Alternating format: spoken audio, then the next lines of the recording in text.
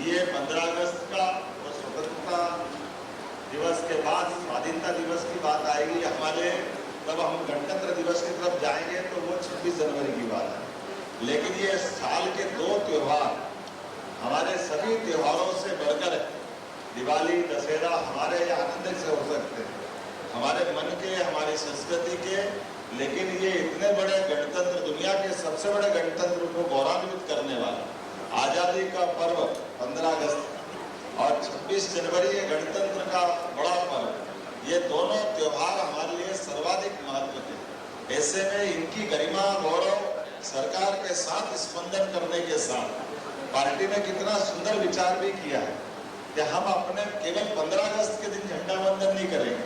तो लगातार आपने कहा कि ये 8-9 तारीख से हमारे मंडल के लोग, तो ये जो हमारा अंदर का भाव है, हमारी पहचान तो हमारे कार्यकर्ता के नाते से होगी, लेकिन हाथ में तिरंगा लेकर के हम जब पूरे समाज को जागृत करेंगे, पूरे समाज को आंदोलित करेंगे, तो आज के इस अवसर पर ये और ज्यादा एक तरह से मान के चलो कि इसकी महत्ता हो जाती है। जब अगल बगल के देशों में हम देखें, हमारे साथ आजाद हुए या हमारे बाद आजाद हुए, उन देशों के अंदर के लोकतंत्र की हालत क्या हो गई है। 2 दिन पहले का घटनाक्रम बांग्लादेश का देखे, बगल में हमारे साथ 14 अगस्त में आजाद हुआ पाकिस्तान का देखे, या उसके बगल में हमारे पास लंका की हालत देखे।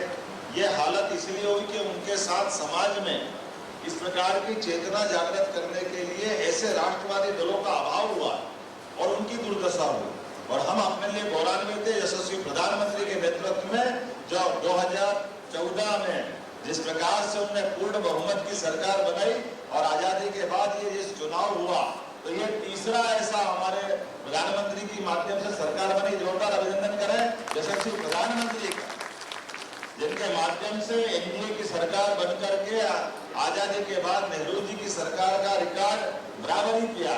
नेहरू जी की सरकार बनी तो हम सब जानते हैं आजादी का वो दौर था जब लोकतंत्र शुरुआती दौर में था, लेकिन अब लोकतंत्र परिपक्व हुआ, इसलिए हमको इसकी और चिंता होना चाहिए पूरे समाज के साथ खड़े करने की।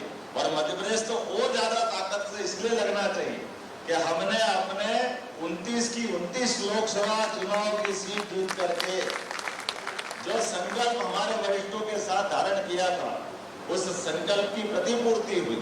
और लोग कहते हैं छिंदवाड़ा वैसे ही जीत गए थे, तो एक बार नहीं 2-2 बार उपचुनाव में भी धूमधाम से भाजपा ने जो परचम लहराया है, ये एहसास कराया कि हमारे कार्यकर्ताओं ने जिस ढंग से मेहनत की और जो हमारे संगठन की अंदर की ताकत, उसका अपने आप प्रतिफल मिल गया कि ऐसे ही कोई अंदाज से जीत के नहीं आए।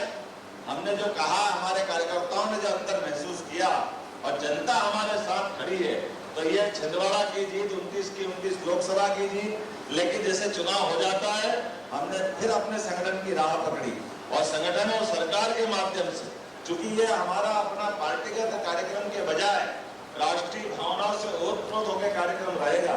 तो जैसे माननीय हितानंद जी भाई साहब ने कहा, माननीय बीडी जी ने कहा, माननीय सूत्रकांत जी भाई साहब ने कहा, तो मैं कुछ कार्यक्रम बताना चाहूंगा। आजादी के समय जो स्टेट थी उनकी बैंड थे, पुलिस बैंड, लेकिन बाद के काल के प्रवाह में जिला का जो पुलिस बल बना, तो जिला पुलिस बल में वो पदों का सृजन नहीं रहा। इसके कारण से धीरे धीरे करके जो पुलिस के पद थे वो खत्म होते गए और बैंड खत्म होते गए। हमने कहा हमारे सबसे बड़े पर्व 26 जनवरी और 15 अगस्त है, इन दोनों पर्वों पे सरकारी जो गरिमा के साथ आनंद होना चाहिए। ऐसे में पुलिस फोर्स अपनी पूरे दक्षता के साथ वो ड्रिल करते हैं, परेड करते हैं और बाकी कार्यक्रम भी होते हैं। तो हर जिले के अंदर पुलिस बल खड़ा होना चाहिए। और मुझे इस बात की प्रसन्नता कि अपनी सरकार ने तय किया 26 जनवरी के आसपास कि आने वाली 15 अगस्त तक हर जिले के अंदर पुलिस बैंड होगा। और ये हमें आनंद के साथ कह रहे हैं कि हर जगह अपना पुलिस बैंड पहुंचा है। पुलिस बैंड के अलग अलग क्रम बने, उन तीनों क्रम में अलग अलग प्रकार से उनकी छींक 5 आएगी, चिंता मत करो, गिनते रहना। अभी 3 आई है, अभी लगातार चलती रहती है। हमारे जिला अध्यक्ष खंडवा वाले, उनका अपना गियर 5 ही लगते